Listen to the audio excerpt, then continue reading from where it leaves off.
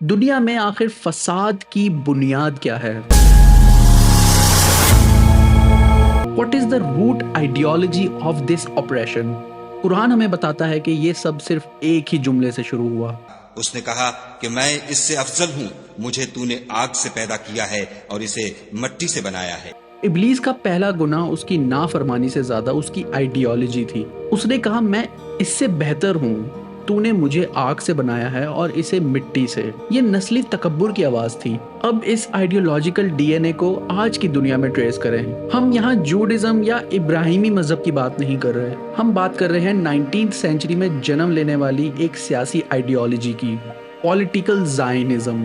جب آپ ایک پوری قوم کو انفیریئر سمجھ کر ان کے گھروں سے نکال دیتے ہیں، ان کی زمینیں چھین کر ان پہ قبضہ کر لیتے ہیں اور ان کے قتل عام کو سیلف ڈیفنس کا نام دے دیتے ہیں، تو شاید آپ انجانے میں ابلیس کی ہی آئیڈیالوجی کو فالو کر رہے ہیں۔ آپ انا خیر منہ کا ہی نعرہ لگا رہے ہیں اور اسی کا نیشنل اینتھم گا رہے ہیں۔